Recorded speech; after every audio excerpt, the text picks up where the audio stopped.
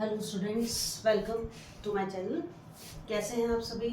अच्छे से पढ़ाई कर रहे होंगे। बोर्ड एग्जाम से इस बार, क्योंकि आपकी बार तो एग्ज़ाम की तैयारी में आप लग रहे होंगे, अपनी बोर्ड एग्ज़ाम्स की तैयारी में। चलिए, तो पिछली 2 क्लासेस में आपने लगभग सभी रिएक्शंस को पढ़ लिया। चैप्टर का लास्ट जो पार्ट है केवल वो अब हमारा बचा है, जो आज की क्लास में कंप्लीट हो जाएगा। तो कोशिश हमारी ये रहेगी कि आज की क्लास में हम इस चैप्टर को कंप्लीट कर दें। लास्ट जो टॉपिक हमने कल वाली क्लास में पढ़ा था वो था प्रेसिपिटेशन रिएक्शन, जिसको हमने कल कंप्लीट कर लिया था।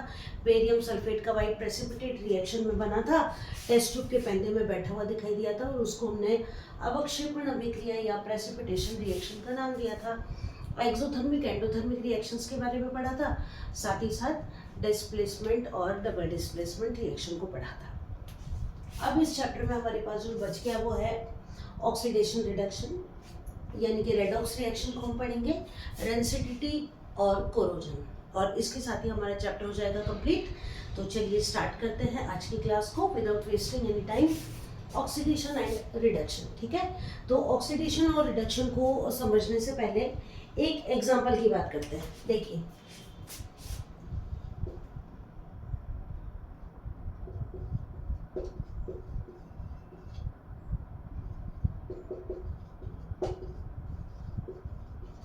ठीक है, दोनों एग्जांपल्स हैं। इस एग्जांपल में देखिए क्या चीज़ बाइंड हो रही है कॉपर के साथ, ऑक्सीजन, और यहाँ पर कैल्शियम के साथ क्या चीज़ बाइंड हो रही है, हाइड्रोजन, ठीक है। दोनों में अंतर है, एक जगह ऑक्सीजन जुड़ रहा है और एक जगह हाइड्रोजन जुड़ रहा है। ये ही है ऑक्सीडेशन और रिडक्शन। देखिए, वो रिएक्शन जिसमें ऑक्सीजन जुड़ता है, दोनों चीज़ें हैं, या तो ऑक्सीजन जुड़ेगा या हाइड्रोजन हट जाएगा, वो तो कहलाती है ऑक्सीडेशन। अभी हम नोट करेंगे, पहले समझो। और वो रिएक्शन जिसके अंदर हाइड्रोजन जुड़ जाता है या ऑक्सीजन हट जाता है, दोनों में से कोई एक चीज होगी। हाइड्रोजन जुड़ रहा है तो जरूरी नहीं कि हाइड्रोजन हो ही, अगर ऑक्सीजन हट रहा है तो भी उसको रिडक्शन ही कहा जाएगा। तो चलो फर्स्ट ऑफ ऑल नोट करो, oxidation. In this reaction gain of oxygen or loss of hydrogen is done। साथ के साथ नोट कर लो, हिंदी में लिख रहे हो आप तो लिख दो कि इस अभिक्रिया में ऑक्सीजन का लाभ या हाइड्रोजन की हानि होती है। साथ के साथ नोट कर लो, ठीक है।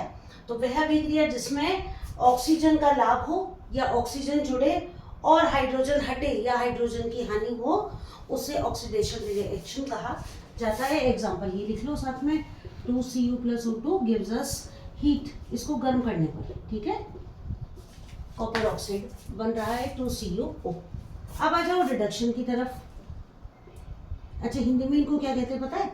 ऑक्सीडेशन को कहा जाता है ऑक्सीकरण, नाम से याद हो जाएगा, और रिडक्शन को कहा जाता है अपचयन। ओके, चलिए तो इसको नोट करो साथ के साथ। सेम हो जाएगा, जहां ऑक्सीजन है वहां हाइड्रोजन लिख दो, और जो हाइड्रोजन है वहां पर आप ऑक्सीजन लिख दो, ठीक है। तो in this reaction gain of hydrogen और loss of oxygen is done. Clear? Example नोट करो, Ca + H2 on heating gives CaH2। ये हो गई आपकी दोनों चीजें कंप्लीट, यानी कि ऑक्सीडेशन और रिडक्शन। एक बार फिर से सुन लो कि ऑक्सीडेशन के अंदर ऑक्सीजन जुड़ेगा या हाइड्रोजन हटेगा, दोनों में से कोई एक चीज होगी। इसी तरह रिडक्शन में हाइड्रोजन जुड़ेगा या ऑक्सीडेशन हटेगा, इसको कहा जाता है रिडक्शन। तो ऑक्सीडेशन वह अभिक्रिया जिसमें ऑक्सीजन जुड़ता है या हाइड्रोजन हटता है, और रिडक्शन वह अभिक्रिया जिसमें हाइड्रोजन जुड़ता है या ऑक्सीजन हटता है। दोनों ही केसेस में इसे ऑक्सीडेशन और रिडक्शन कहा जाता है। एग्जांपल हमने नोट कर लिया, कॉपर ऑक्साइड और कैल्शियम प्लस हाइड्रोजन गैस, ठीक है। चलिए आगे बढ़े, और अब आ गए हम चैप्टर के मोस्ट इंपॉर्टेंट टॉपिक पर, that is redox reaction. I hope आपने नोट कर लिया होगा अच्छे से। चलिए, डिफाइन कर लिया हमने विद एग्जांपल, इनको समझ लिया। अब आ जाओ अगली रिएक्शन पर, और इस चैप्टर की लास्ट रिएक्शन जो कि हमें पढ़नी है हमारे सिलेबस में है। जिसका नाम है रेडॉक्स रिएक्शन। अब ये नाम इसका रेडॉक्स कैसे पड़ा उसको देखें कि इसको रेडॉक्स क्यों कहा जाता है। देखिए, एक तो है रिडक्शन, ठीक है, और एक है ऑक्सीडेशन। यहाँ से आपने RED ले लिया और यहाँ से आपने ऑक्स ले लिया और ये बन गई रेडॉक्स रिएक्शन। तो क्या इसको समझने से कुछ पता चल रहा है, आइडिया लग रहा है कि रेडॉक्स रिएक्शन में हम किस बारे में बात कर रहे हैं? देखिए, किसी भी रिएक्शन में एक अकेला ऑक्सीडेशन या अकेला रिडक्शन नहीं होता। वह रिएक्शन जिसमें ऑक्सीडेशन और रिडक्शन एक साथ होता है, यानी कि एक पदार्थ में से ऑक्सीजन हटेगा, दूसरे में से जाकर जुड़ेगा, यानी कि एक का रिडक्शन होगा और दूसरे का ऑक्सीडेशन होगा। उस अभिक्रिया को रेडॉक्स अभिक्रिया कहा जाता है। हिंदी में भी इसको रेडॉक्स ही कहा जाता है, रेडॉक्स अभिक्रिया। चलिए, तो अब इसको समझें। सब फर्स्ट ऑफ ऑल इसको डिफाइन करें। The reaction in which oxidation and reduction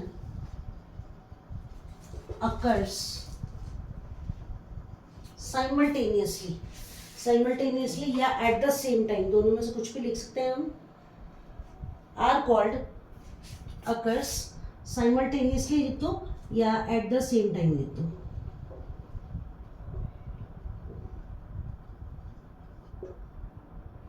is called redox reaction। अब आपसे एग्जाम में इसकी डेफिनेशन नहीं पूछी जाएगी, आपसे पूछा जाएगा एग्जाम्पल।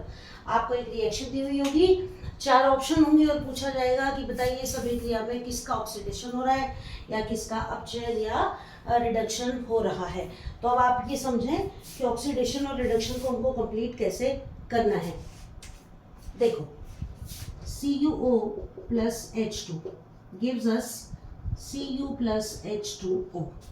अब इस रिएक्शन में आपको ये बताना है कि किसका तो ऑक्सीडेशन हो रहा है और किसका अपचयन हो रहा है। तो देखो, हाइड्रोजन अकेला है, इसके साथ ऑक्सीजन जुड़ गया, यानी कि इसका तो क्या हो रहा है, इसके साथ ऑक्सीजन जुड़ गया तो इसका तो हो रहा है बच्चों ऑक्सीडेशन।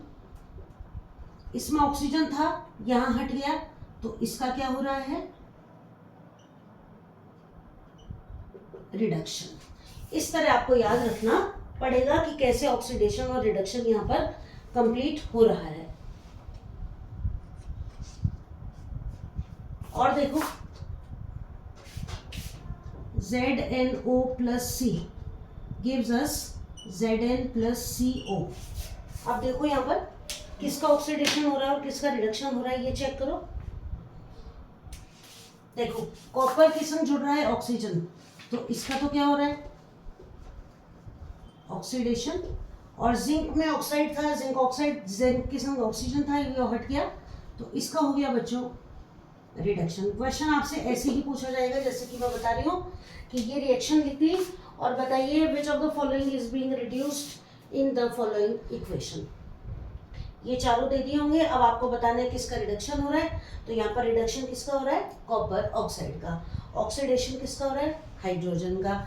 इसी तरह वहां पर भी देखो, तो जिंक ऑक्साइड जो है इसका तो हो रहा है रिडक्शन, और कॉपर जो है इसका, सॉरी कार्बन जो है इसका क्या हो रहा है, ऑक्सीडेशन हो रहा है। इसी तरह आपको इसको याद करना है। डेफिनेशन की तुलना में ये चीज आपसे ज्यादा एग्जाम में पूछी जाती है, क्योंकि शॉर्ट क्वेश्चन इस चैप्टर में से ज्यादा आते हैं। अब आ गए हम अपने चैप्टर के लास्ट टॉपिक पर, that is corrosion and rancidity. Corrosion वैसे तो आप पिछली क्लासेस में भी पढ़ चुके हो, 8th क्लास में भी आपने कोरोजन के बारे में पढ़ा है। तो चलो एक बार क्विक रिकैप ले लेते हैं, फटाफट से कोरोजन और रेंसिडिटी को पढ़ लेते हैं, ताकि हमारा चैप्टर जो है वो कंप्लीट हो जाएगा।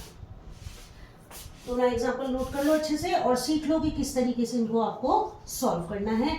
रेडॉक्स रिएक्शन, चलिए अब आ जाओ अगले टॉपिक पर, दैट इज कोरोजन।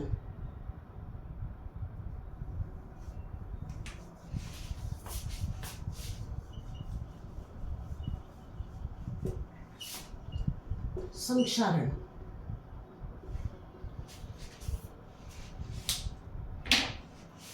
देखिए मेटल्स जो होते हैं वो जब किसी नमी के या किसी एसिड के कांटेक्ट में आते हैं एयर की प्रेजेंस में, तो उनकी जो आउटर सरफेस होती है उसका कलर मोस्टली चेंज हो जाता है, और इस प्रोसेस को क्या कहा जाता है, कोरोजन कहा जाता है। अब माना ही जाता है कि कोरोजन मेटल्स में लोहे का होता है, लेकिन ऐसा नहीं है। केवल लोहे का ही कोरोजन नहीं होता, लोहे के साथ साथ लोहा, इसके बाद तांबा या कॉपर, और सिल्वर या चांदी, इनका भी कोरोजन होता है। FeCu और Ag। देखिए लोहे पर तो काली भूरी परत आ जाती है, लोहा यूज में लेने लायक नहीं रहता, वो जंग लगने का एग्जाम्पल है। तांबे की बात करें तो जो पूजा वाले हमारे बर्तन होते हैं उनको काफ़ी एसिड से या नींबू वगैरह से हमें साफ करना पड़ता है, उनके ऊपर एक ग्रेइश लेयर हरे हरे से रंग की आ जाती है, अंदर भी आ जाती है, वो भी कोरोजन का ही एग्जाम्पल है। और चांदी के जो ऑर्नामेंट्स होते हैं वो रखे रखे काले पड़ जाते हैं, तो उन पर वो काली परत का चढ़ना, ये भी कोरोजन का ही एग्जाम्पल है। अब फर्स्ट ऑफ ऑल हम ये जाने कि इसको हम डिफाइन कैसे कर सकते हैं, ठीक है। तो when a metal comes in contact with air, water or any acid etc, its outer surface, क्या लिखा आपने, देखिए कि जब किसी मेटल को हवा किसी एसिड के कांटेक्ट में लाया जाता है तो इसकी जो आउटर सरफेस होती है, ठीक है, gets corrode. This is known as this process is called corrosion. अब लोहे पर कोरोजन हो रहा है तो उसको आप क्या कहेंगे, रस्ट कहेंगे, है ना। लोहे पर कोरोजन हो रहा है तो लोहे को क्या कहा जाता है, रस्टिंग या जंग लगना कहा जाता है। क्लियर हो गया। अब हम ये जाने कि इस रस्टिंग को हम कैसे रोक सकते हैं, तो मेथड्स टू प्रिवेंट कोरोजन, ठीक है। फर्स्ट ऑफ ऑल तो ऑयलिंग, ग्रीसिंग या पेंटिंग, मालूम है ये तो हमको छोटी क्लासेस से हम पढ़ते आ रहे हैं। इसके बाद एक और चीज होती है जिसको आप लिखते हैं गैल्वेनाइजेशन, हिंदी में आप इसको बोलते हैं गैल्वेनीकरण। तो इसमें क्या किया जाता है, देखो कि जो लोहे के पाइप वगैरह होते हैं या लोहे के जो इक्विपमेंट्स होते हैं उनको जंग लगने से बचाने के लिए उनके आउटर सरफेस पर जिंक की लेयर चढ़ा दी जाती है, और ये जिंक की लेयर जो है वो उन पर कोरोजन नहीं होने देती। ये आपके 1 नंबर का क्वेश्चन बन गया यहाँ से कि गैल्वेनाइजेशन में किस मेटल की लेयर चढ़ाई जाती है, तो जो मेटल है वो कौन सी हो जाएगी, जिंक हो जाएगी, ठीक है। आपने 8th क्लास में पढ़ा होगा एक चीज और, क्रोम प्लेटिंग।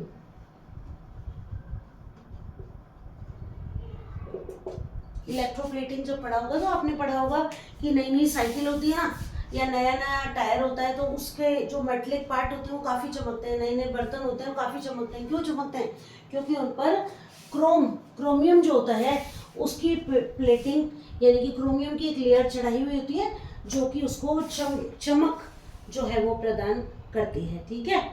और फिर क्या करना चाहिए साथ में कि अगर लोहे पर जंग ज़्यादा लग रही है तो बाय यूजिंग एलॉयज, जैसे स्टेनलेस स्टील उस पर जंग नहीं लगेगी, लोहा तो उसमें भी है। तो ये तरीके हैं by which we can reduce corrosion of different metals, और कोरोजन को इन मेथड से हम कम कर सकते हैं, साथ ही साथ ये जो मेटल्स हैं उनको खराब भी नहीं होने देती है। चलो तो ये टॉपिक कंप्लीट हुआ हमारा संक्षारण या कोरोजन। अब आगे लास्ट टॉपिक पर, दैट इज रेंसिडिटी। हिंदी में इसको कहा जाता है विकृत गंधिता।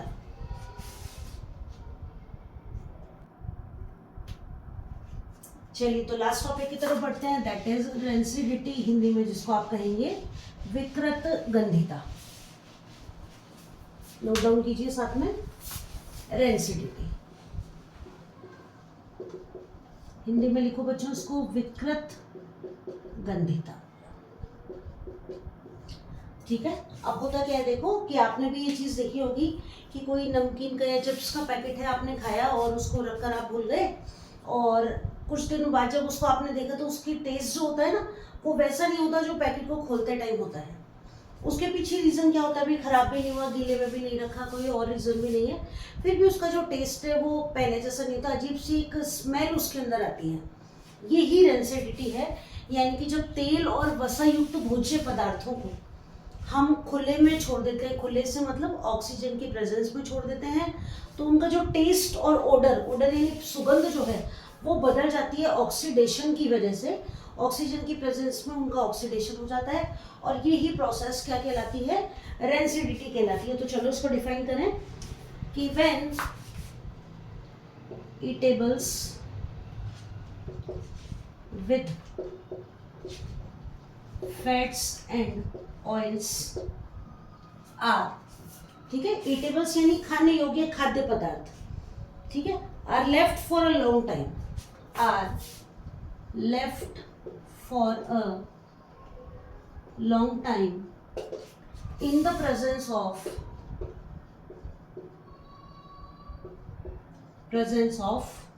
oxygen. नोट करो कि when eatables with fat and oils are left for a long time in the presence of oxygen,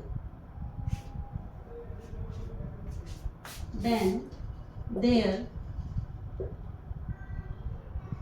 taste and odor change due to the presence of oxygen, ठीक है। इनका टेस्ट और सुगंध जो है वो ऑक्सीजन की उपस्थिति की वजह से क्या हो जाती है, परिवर्तित हो जाती है। यहाँ पर ऑक्सीजन लिख लो या ब्रैकेट में आप ऑक्सीडेशन भी लिख सकते हो, है ना। क्या हो जाता है, इसका ऑक्सीडेशन हो जाता है। This is called rancidity. अब इनसे बचने के क्या क्या तरीके हैं, तो methods to prevent rancidity.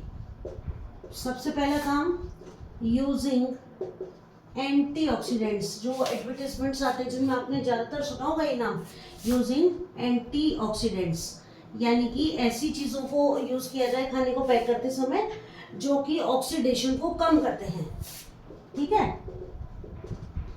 Bye packing with nitrogen gas. आपने देखे होंगे चिप्स के पैकेट, तो चिप्स के पैकेट में जैसा कि हम मजाक बनाते भी हैं कि चिप्स से ज़्यादा तो एयर ही आती है, तो वो एयर जो होती है वो एक मार्केटिंग स्ट्रैटेजी नहीं है। उस एयर के पीछे रीज़न है कि वो एयर कौन सी है, नाइट्रोजन गैस है। वो उन चिप्स के पैकेट्स को, नमकीन को क्या करती है, खराब नहीं होने देती है, उनको ऑक्सीडाइज नहीं होने देती है, और इसीलिए वो लंबे समय तक खाने योग्य बने रहते हैं, ठीक है। By keeping the food in air tight containers, by keeping food products in air tight containers.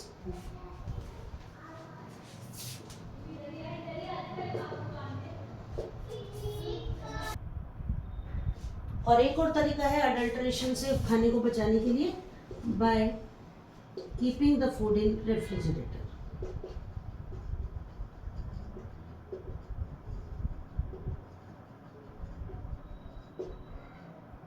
और इसी के साथ ही कंप्लीट हुआ हमारा ये चैप्टर, जिसमें हमने देखो इस क्लास में जो हमने पढ़ा है, तो कोई भी टॉपिक हमारी बुक का ऐसा नहीं है जिसको हमने छोड़ दिया है। सभी टॉपिक्स को कवर करते हुए प्लस एग्जाम के वेटेज को ध्यान रखते हुए, मोस्टली जो वेटेज रहता है क्वेश्चंस का, उसके अकॉर्डिंग जितने इंपॉर्टेंट क्वेश्चंस हैं वो मैंने आपको साथ के साथ नोट कराई दिए हैं।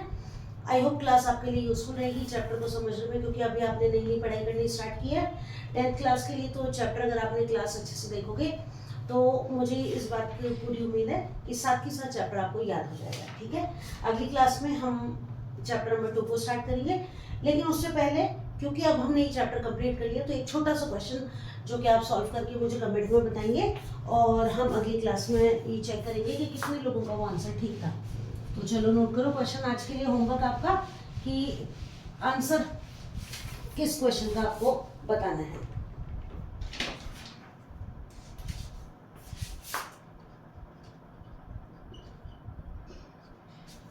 ठीक है, 4Na प्लस O2।